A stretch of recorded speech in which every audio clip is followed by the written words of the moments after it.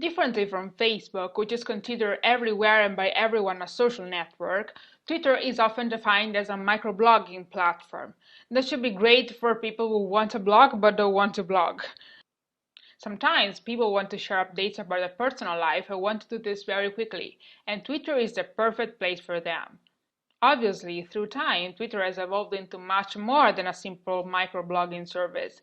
It is now considered as a tool for social messaging, news reporting, social media marketing, and much more. It is many different things to many different people. That is why I think you absolutely need to learn how to use it and discover its potential, because it could do great things for you too.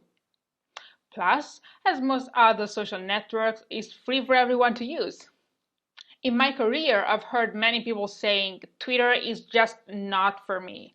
And they said so simply because at first it looks very different from, for example, Facebook.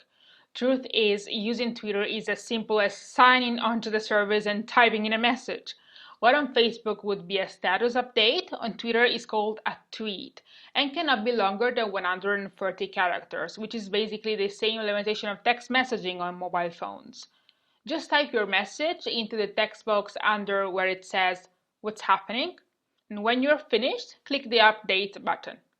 Awesome! You have sent your first tweet. Just like Facebook, you need to set a profile photo, a cover image, and some basic information about yourself. Differently from Facebook, however, everyone and everything has a Twitter account. There are no business pages or groups, just accounts. On Facebook, account connections have to be reciprocal, but on Twitter you can follow someone else, but this person might not follow you in turn. You might start following your friends and people you know at first. When you open your account, Twitter's algorithm doesn't know you very well, and thus cannot logically suggest people for you to follow.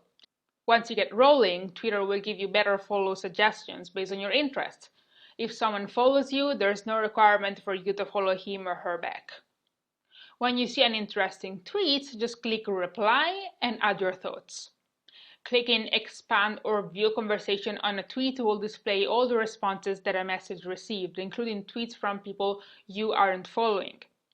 You can see when someone follows or mentions you in the notifications tab at the top of the page. Another way to communicate on Twitter is through direct messaging, called DM. The messages are private between you and the receiver, so they are not public updates. If you see a tweet that you wish to share with your followers, you can retweet it. It is through retweets that information spreads and goes viral. A distinctive feature of Twitter, which was then copied by other social networks, is hashtags.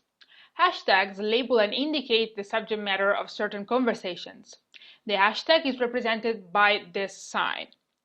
Putting the symbol in front of a word indicates the subject you are talking about. The words you use after the hashtag become searchable because Twitter tracks them. If you click on a particular hashtag, you'll be able to see all tweets that have also used that hashtag. We'll see how you can use hashtags to expand your Twitter audience in our next lecture.